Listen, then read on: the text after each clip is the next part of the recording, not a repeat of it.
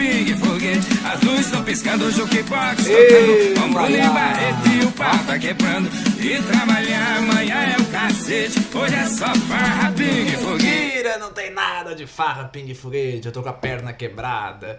Perna quebrada, ligamento rompido. Pobre azarado, todo azar do mundo é pouco pra mim. E aí o que eu fiz? Graças a Deus, não é por causa de Covid, mas não sei nem se é tão graças a Deus assim, né? Porque Covid era só uma semana. E aula online depois de um bom tempo, mas né, acontece, tem que ter aula online, tem que ter aula online. E aí a nossa aula online, eu queria começar ela com uma frase motivacional. Deixa eu ler aqui a frase motivacional pra vocês, e aí eu quero que vocês tentem descobrir de quem é essa frase motivacional. Tá? Eu vou botar aqui uma... Ah, olha só, vou botar aqui um... Já aproveita e se inscreve aqui no meu canal, tá, meninas? Já deixa seu like, seu joinha, é muito importante pra gente, pra deixar ele um inscrito. E deixa eu abrir já... Deixa eu tirar esse inscreva-se aqui. Não, isso aqui é fantástico, tá? Tem 1000 coisas pra fazer. 1000 coisas pra fazer. Eu vou botar aqui já as nossas coisas aqui. Eu quero que vocês me digam, em primeiro lugar, se essa frase aqui não poderia muito bem ser da Ana Maria Braga. Tudo bem? Vamos botar. Olha, a frase é linda. É linda. É linda. A nossa frase é: seja conhecido por sua forma de amar. Vou repetir a frase porque ela merece. A frase é: seja conhecido por sua forma de amar. Deixa eu botar aqui Aqui, vamos botar. Ó, em primeiro lugar, isso aqui poderia ser muito bem... Ai, minha câmera tá em cima. Poderia muito bem ser aqui, ó, Ana Maria Braga, né, ó. Ana Maria Braga, seja conhecido por sua forma de amar. Mas, pode ser que essa frase não seja da Ana Maria Braga. Pode ser que essa frase vocês tenham ouvido numa aula de filosofia.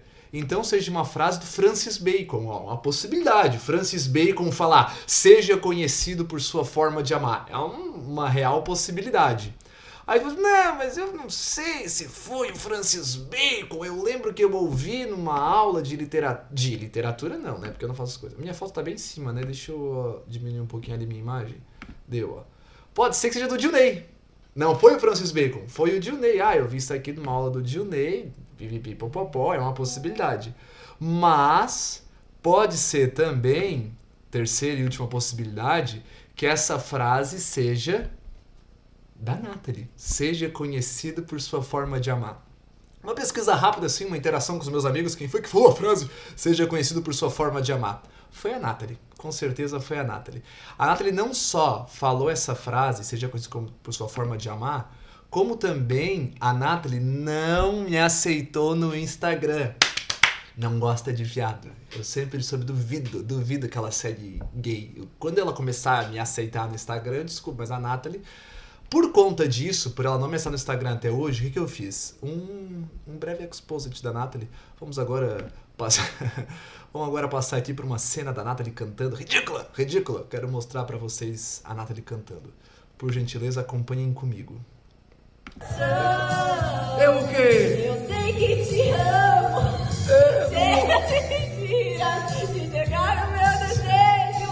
Eu te quero mais que tudo. Eu preciso do seu beijo. Eita, pega minha vida pra você fazer o que quiser de mim. Só o quê? Só quero ouvir você dizer que sim. Ai, eu nem...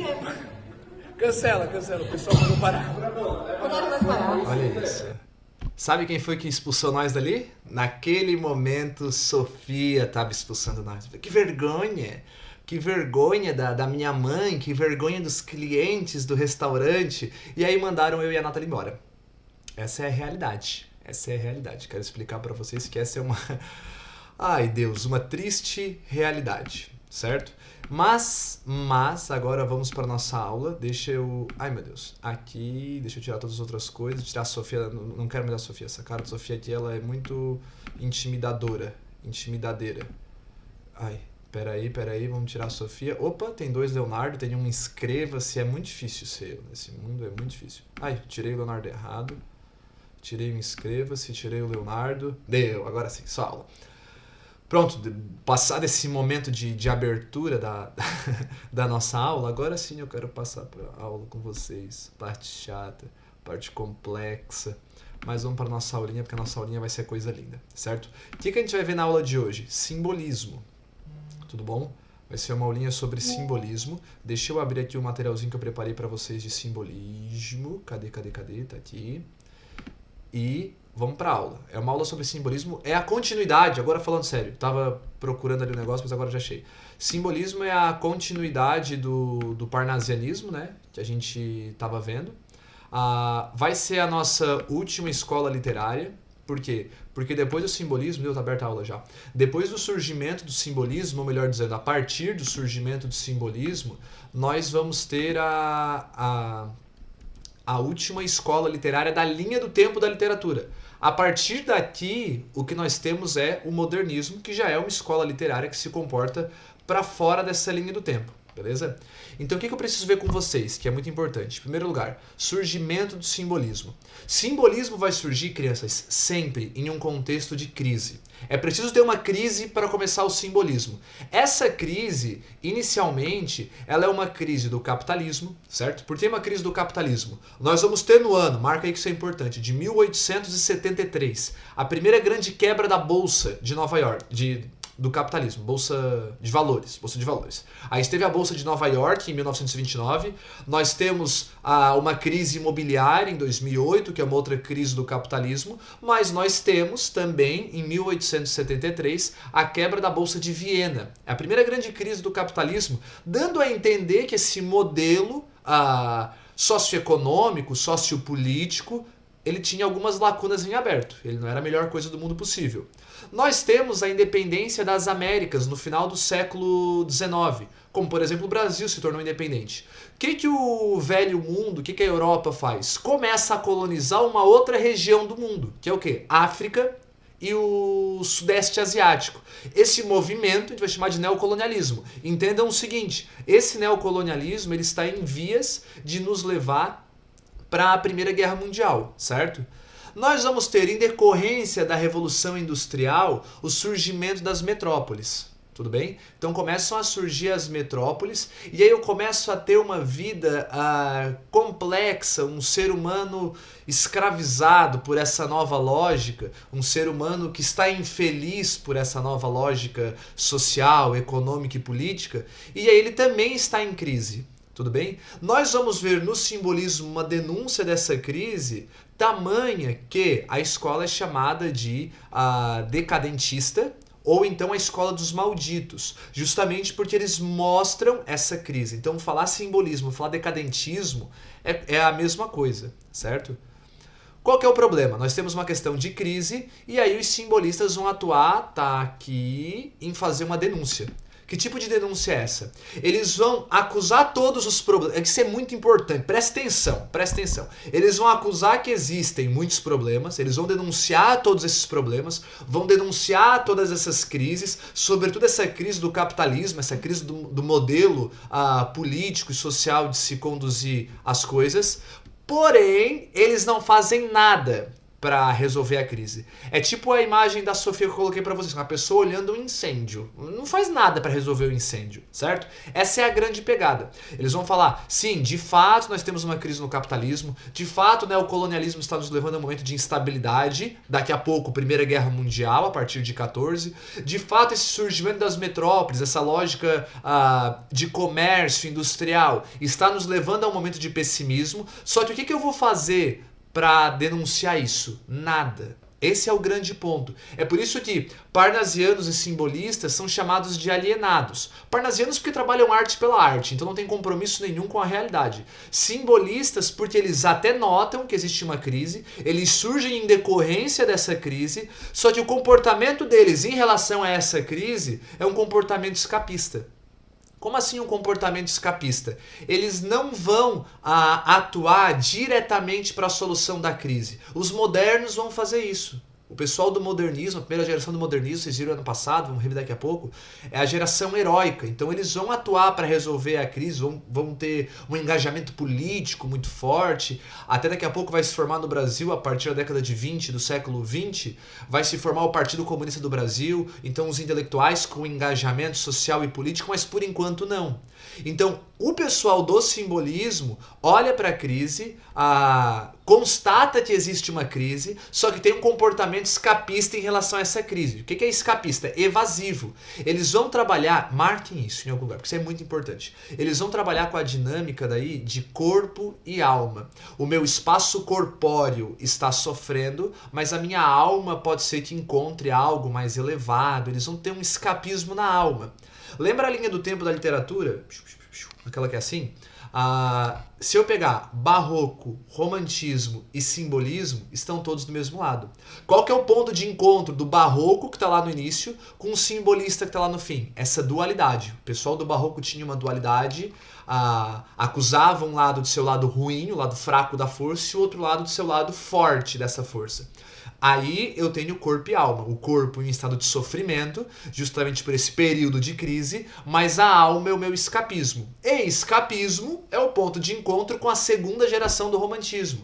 O encontro é com o romantismo num todo, mas ele fica muito evidente na geração ultrarromântica, que é a segunda fase. Aquela fase que vai de 52 a 70, né? Até o período da formação do Partido Republicano no Brasil. Continuando então. Temos crise, denúncia da crise. Essa é uma denúncia de caráter escapista. Então a característica principal dos simbolistas é a estética introspectiva. Então eles vão trabalhar muito no texto deles o inconsciente, o ilógico, uma figura de linguagem muito importante. Marquem isso que é muito importante. Sinestesia, que é aquela figura que mescla os sentidos humanos. Talvez vocês estejam lembrados dela. Por quê? Porque eles vão tentar tatear nesse espaço que não é físico, que não é concreto. Quando eu falo que eles têm esse escapismo corpo e alma, a questão da alma não é necessariamente uma alma cristã católica. É só aquilo que não é físico, é aquilo que não é real, que não é palpável, certo? Então, o texto deles introspectivo é um texto que vai vagar pelo espaço do inconsciente, do ilógico, vai vagar pelas sinestesias, pelo vago, ou seja, vão ser textos que vão trabalhar justamente essas crises, essas denúncias de maneira simbólica, de maneira introspectiva. Então é sempre o sofrimento do eu. O que o eu está passando, o que o eu está sentindo. E o que eu estou sentindo eu não consigo responder objetivamente. Certo? Essa é a tentativa de poesia do simbolismo. Qual que vai ser a questão? Eles vão ser mal interpretados, vão ser mal entendidos. O pessoal vai chamar eles, historicamente, de ser alienados, porque eles não vão debater os problemas na sua essência. Por exemplo, o simbolismo acontece no Brasil no mesmo período que está acontecendo a revolta de Canudos. Então tem lá o Antônio Conselheiro, na Bahia, 25 mil mortos, a maior chacina que o exército brasileiro faz depois de passar também a sua maior vergonha. E o pessoal do simbolismo olha para isso, mas fala do sofrimento individual, não do sofrimento coletivo, certo? O discurso coletivo é um discurso de ordem e progresso, de república. Esse discurso pertence ao parnasianismo. Se o parnasianismo tem um discurso coletivista, o que vai acontecer com o discurso coletivista quando entramos no simbolismo? Ele não vai mais entrar em vigor. Pensa na linha do tempo que uma escola é oposta à outra. Então todo discurso coletivo deixa de ser levado a sério e se começa agora um discurso introspectivo. Então eu até olho para os problemas, mas vou fazer um debate dos problemas a partir da minha interpretação, que é muito subjetiva disso. Nós vamos ter o principal autor do simbolismo, não só do Brasil, mas de todo o Ocidente, ao lado de um francês chamado Baudelaire, é um cara de Florianópolis, chamado Cruz e Souza. O Cruz e Souza, ele é negro, ele debate o racismo. Só que ele debate o racismo não no racismo como um todo, ele debate o racismo a partir daquilo que ele sofre de racismo. Ele tenta explicar o racismo a partir das sensações que ele tem com o racismo.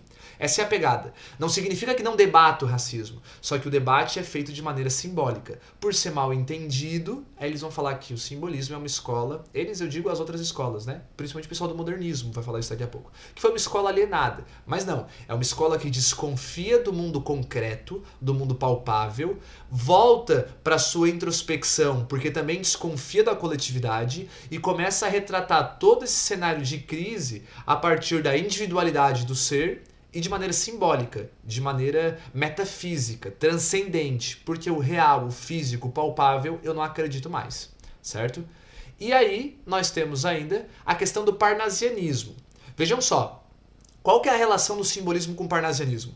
Como eu disse para vocês, dentro da concepção de linha do tempo da literatura, o simbolismo e o parnasianismo são opostos. Porém, O pessoal do simbolismo no Brasil vai buscar o seu lugar ao sol. Eles vão tentar ser uma escola literária influente e importante. Eles vão tentar ser. Não vão conseguir. O parnasianismo vai lateralizar eles totalmente. Por quê? O parnasianismo não está disposto, a partir do grupo que se satisfaz com a estética parnasiana, não há uma disposição de começar a falar sobre problemas de caráter social, porque eu quero jogar esses problemas todos para baixo do tapete. Essa é a realidade. Então, o pessoal do parnasianismo é a principal escola literária desde 1888, quando nós vamos ter a publicação de uma coletânea de poesias do Olavo Bilac, que faz com que eles se transformem o príncipe dos poetas, pipipi, popopó. Então, o pessoal do parnasianismo representa a principal escola literária. O pessoal do simbolismo vai tentar copiar alguma coisa dos parnasianos. Eles vão olhar para os parnasianos e vão dizer o seguinte: bom, eu não vou fazer a mesma coisa que eles fazem, mas eu vou copiar alguma coisa, porque se eles estão dando certo, eu também quero dar certo. E aí o pessoal do simbolismo vai trazer como herança do parnasianismo, embora sejam escolas opostas, isso tem que ficar muito claro, embora sejam escolas opostas, eles vão trazer como herança do parnasianismo a ideia de formalidade, de uma estética perfeita, a ideia de fazer um texto com preciosismo vocabular, com preciosismo linguístico, as formas fixas, tudo isso a gente vai carregar como herança do parnasianismo. Só que são escolas opostas, certo? Isso tem que ficar claro para vocês. Vamos continuar aqui pro último tópico. Opa, peraí que eu tirei sem querer. Último tópico, as características gerais, então, desse nosso simbolismo. As características gerais... Ai, tô sem retorno, diretor. Deu. As características gerais vão ser as seguintes. Primeiro, são contra toda a superficialidade daquilo que é material. Então, aquilo que é material, que é concreto, que é físico, que é palpável, eles são contrários. Por isso o discurso simbólico. Perfeito?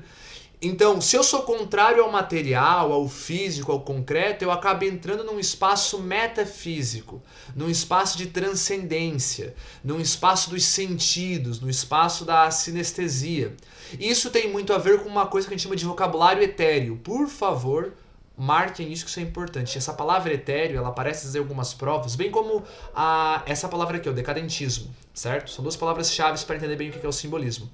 O vocabulário etéreo significa um vocabulário de espiritualidade, um vocabulário de coisas que não são reais, certo? Um vocabulário com apelo àquilo que é quase que espiritual, certo? Você fala muito sobre turíbulos. Turíbulos é aquele negócio... Vocês já foram em missa que o padre tem lá um negocinho que solta uma fumacinha assim? Ele fala muito sobre a fumaça que aquele objeto faz, enfim, é muito assim, tentar explicar o que não tem explicação. Essa é a tentativa deles. E isso é o vocabulário etéreo, tá? Um vocabulário mais espiritual. E a principal tentativa do simbolismo vai ser fazer um resgate da humanidade. O que significa esse resgate da humanidade? Tá ruim ali de verdade. Deixa eu baixar aqui um pouquinho. Dá de coisa. Não dá. Ficou pior ainda, né? Bota, ficou pior ainda. Ai, tá. Dá de ver resgate da humanidade? Não tá aparecendo resgate da humanidade. Vamos dar um jeito nisso aqui já. Pera aí. Deixa eu ver se agora aparece. Ah, agora apareceu. É que tava em tela cheia, tive que tirar o negócio da tela cheia. Resgate da humanidade. O que é esse resgate da humanidade? Eles acreditam que, já como a questão, por conta das crises, né? Já como essa questão física, concreta, ela está destruída, eu vou conseguir salvar a humanidade se eu cativar a humanidade para a minha estética de pensamento e para a minha estética literária, para a minha estética de poesia, a partir dos sentidos do ser humano. Então o simbolismo ele tem uma tentativa de fazer um resgate do ser humano, capturar o ser humano a partir daquilo que ele sente. Então é como se eu falasse, olha, esse é o meu sentimento. Se tu tem um sentimento parecido com o meu, vem junto a mim. Essa é a ideia, certo? Então esse é um panorama geral do simbolismo. O que eu vou fazer com vocês agora? A nossa aula está com 20 minutos quase, então vamos fazer o seguinte. Como eu não sei quanto tempo demora para começar essa aula, passar o vídeo, organizar vocês, enfim, eu não vou me prolongar muito. Com essas ideias gerais do simbolismo, eu vou pedir que seja entregue para vocês agora uma lista de exercícios e aí vocês vão resolver esses exercícios e vai dar tudo certo, tá bom? Beijo, criança.